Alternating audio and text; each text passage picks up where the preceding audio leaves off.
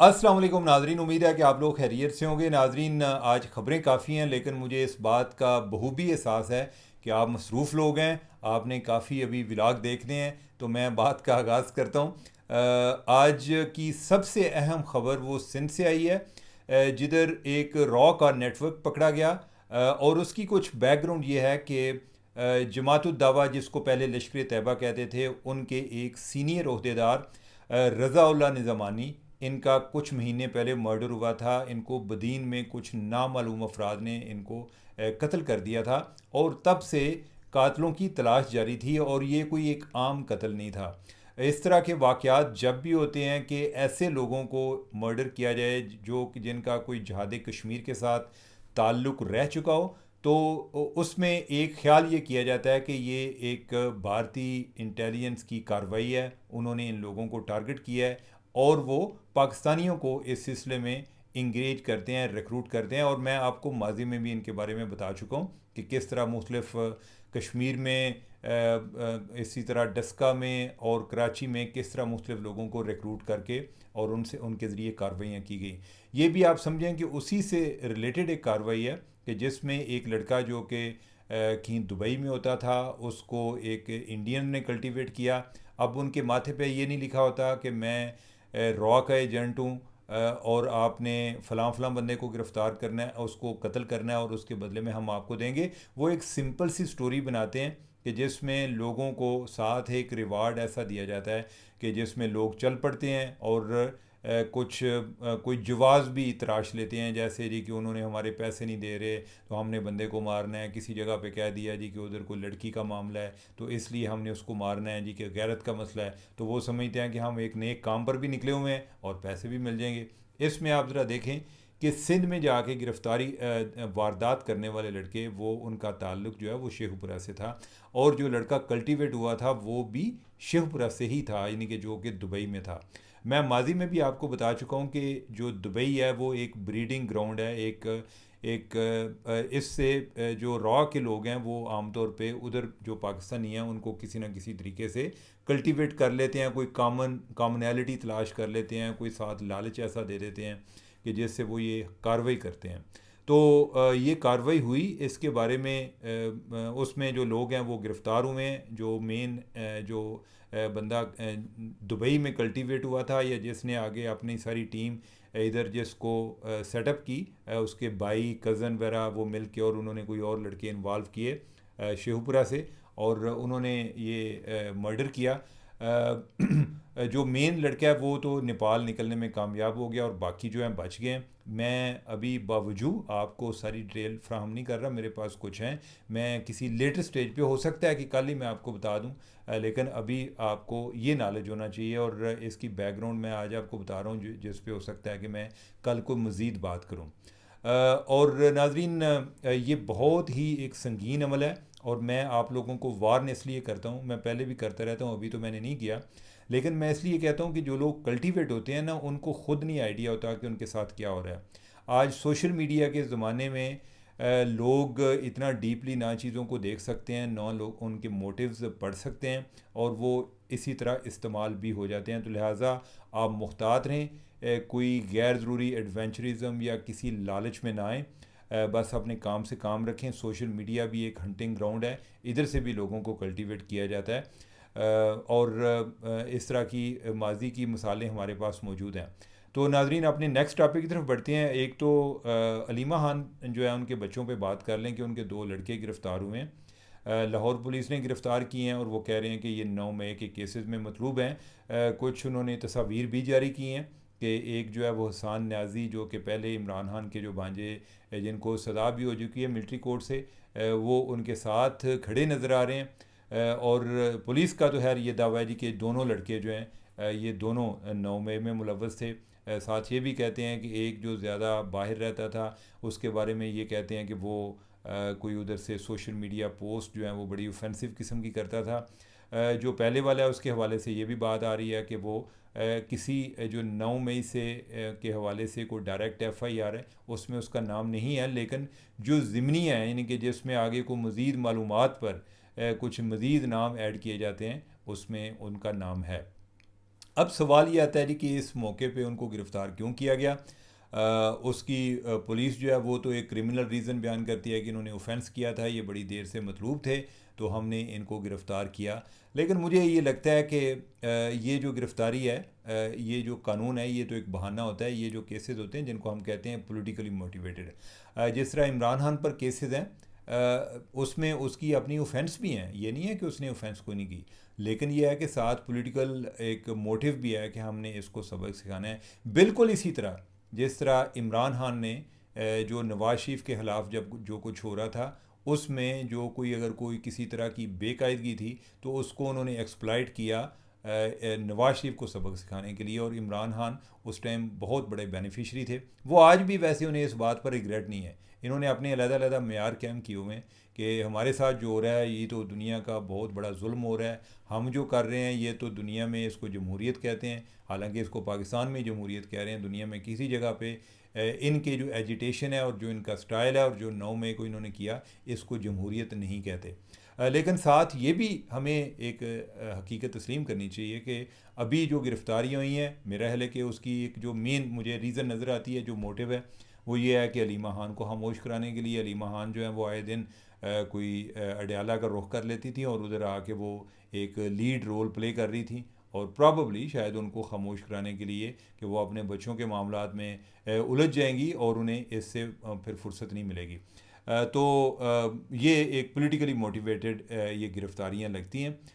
अब जो है यानी कि इसी से रिलेटेड जो सुहेल वड़ैच साहब हैं वो आजकल ज़ेर अताब हैं, और उन्होंने एक वजाहत जारी की है। वजाहत उनकी काफ़ी लंबी है कि जिसमें उन्होंने जो पीटीआई के लोग हैं उनको भी उनका भी जिक्र किया कि वो किस तरह से इस क्राइसिस में, यानी कि एक तरह से क्राइसिस ही पैदा हुआ है वड़ाई साहब के लिए, तो उसमें वो एक अपॉर्चुनिटी तलाश कर रहे हैं। या है इस टाइम तो पीटीआई हो या नून लीग हो, सारे अपनी अपनी वजूहात की बना पर जो सुहेल वड़ैच जो हैं उनको हदफ बना रहे हैं, और जो DGISPR कह रहे हैं उनकी सारी बातों पे बिल्कुल मिनवान यकीन कर रहे हैं। लेकिन उन्होंने जो कोई हमारे मुतल्लिका बात है उस पर हम बात कर लेते हैं। उन्होंने कहा जी कि जो मैं सुहेल साहब जो है आपको पता है कि ज़रा एक बड़ी एक पोलाइट सी पर्सनैलिटी हैं। वो कहते हैं जी कि मेरा जनाब अहमद शरीफ चौधरी का मेरे दिल में बड़ा एहतराम है, ज़ाती मुलाकातों में वो बहुत खुशगवार हैं, मगर उन्होंने जिन बातों की तरदीद की है इनका ज़िक्र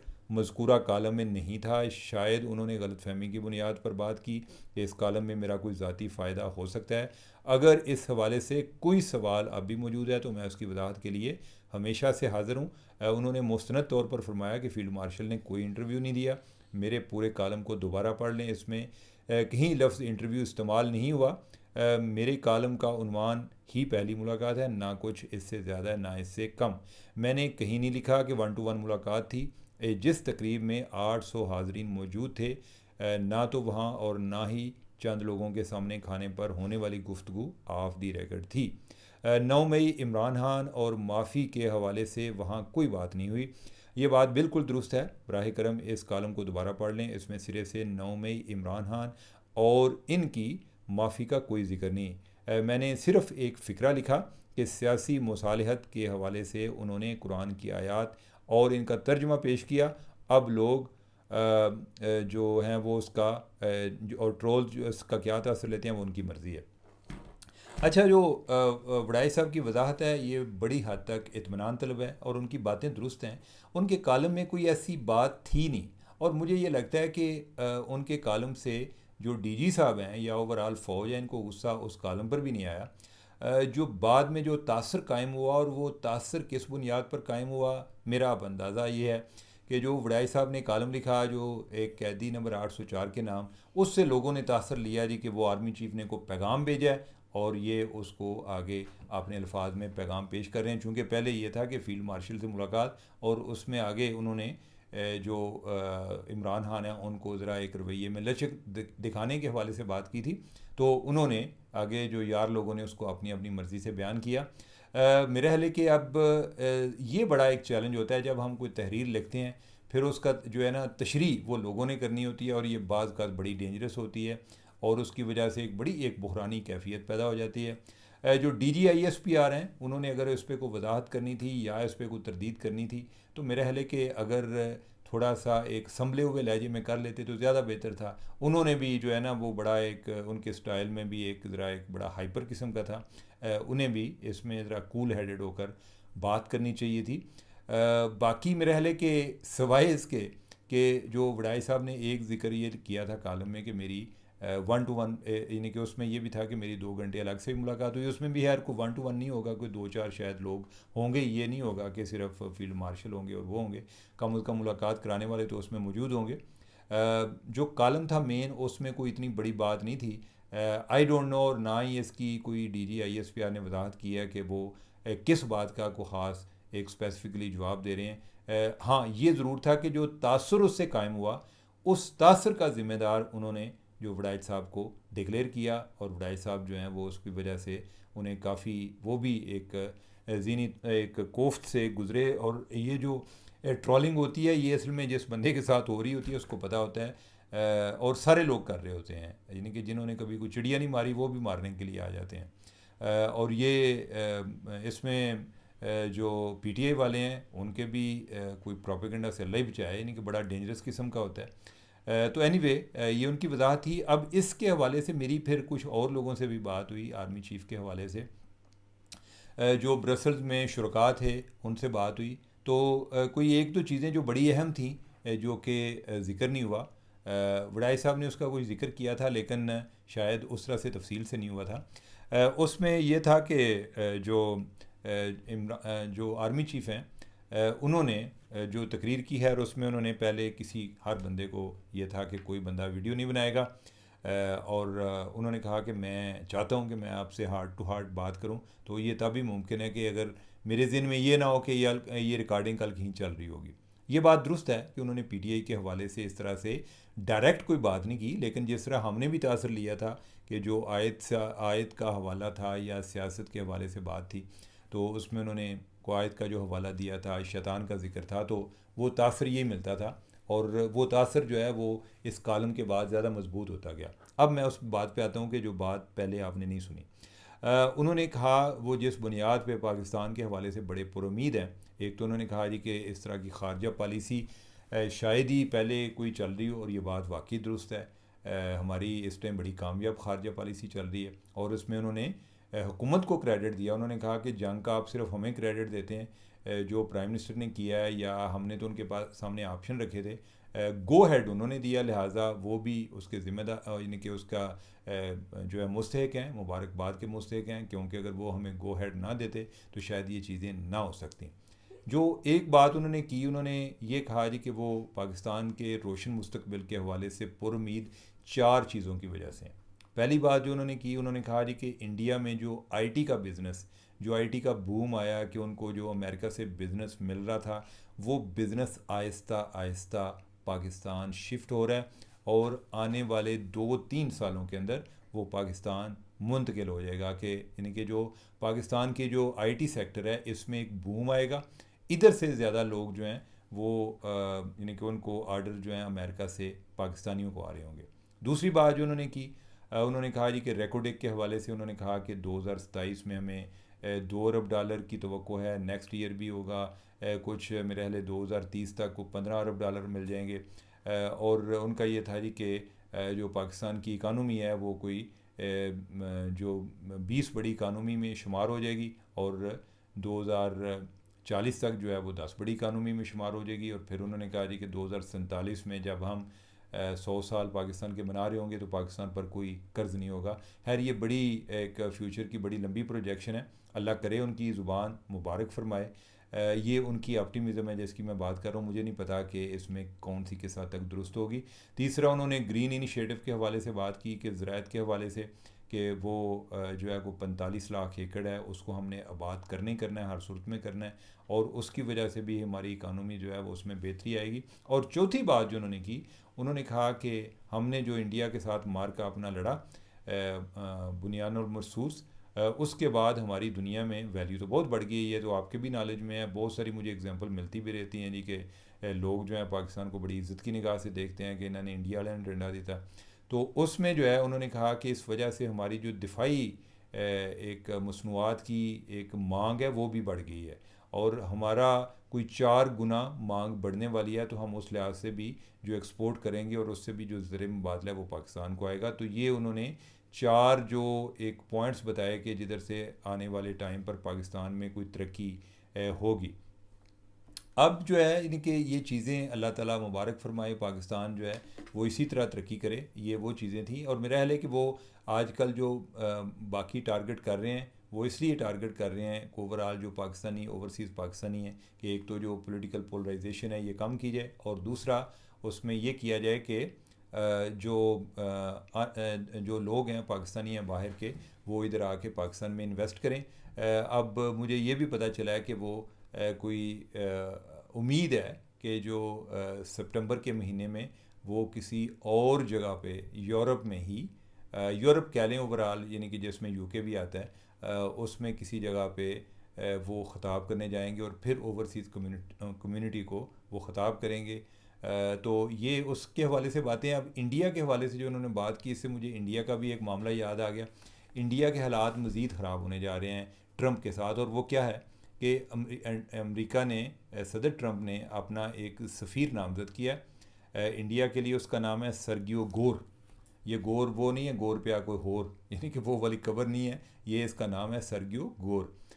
ये बंदा जो है ये ट्रंप के जो ख़ासुल ख़ास लोग हैं उनमें शुमार होता है। जो प्रेसिडेंट का जो स्टाफ है, यानी कि उसका जो ज़ाती अमला है, ये उसका डायरेक्टर है।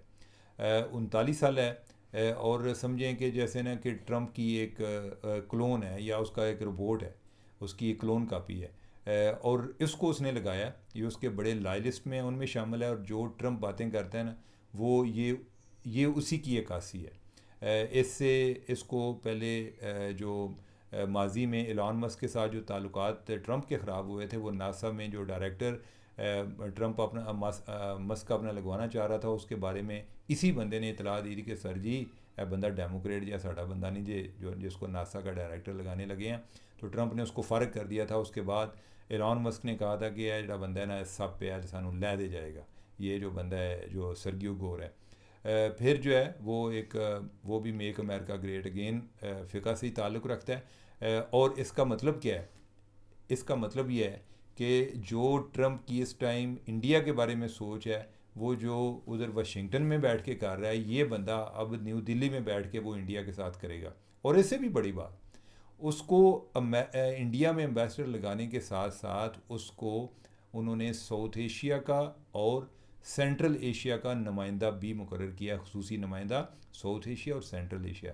इसका ये मतलब भी है कि ये बंदा जो है ये सिर्फ ये नहीं कि उधर इंडिया से न्यू दिल्ली से वाशिंगटन जाया करेगा, ये पाकिस्तान भी आएगा, ये बाकी जगहों पर भी जाएगा।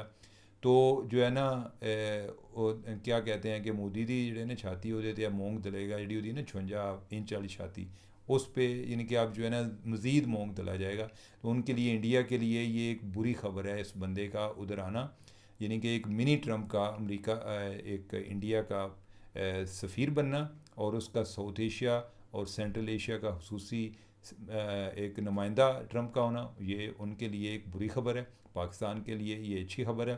और अब जो इंडिया इतनी देर से वो पाक इंडिया चाहता था ना कि इंडिया पाक ये हमारा ताल्लुक़ जो है, यानी कि जिधर इंडिया का ज़िक्र है पाकिस्तान का ज़िक्र ना है, ये भी उसको उसकी ये जो साजिश है ये भी अब बुरी तरह और हमेशा के लिए नाकाम हो जाएगी। तो लिहाजा एक और जो ट्रंप ने अपना एक जो इंडिया के लिए एक और सरप्राइज़ दी है, जो कि इंडिया के लिए अब उनकी नींदें हराम करेगा। नाज़रीन, अभी तक के लिए काफ़ी हो गया मेरे ख्याल, ज़रा थोड़ा सा लंबा भी हो गया, उसके लिए मैं माज़रत चाहता हूँ, और मुझे दें इजाज़त। अल्लाह हाफ़िज़।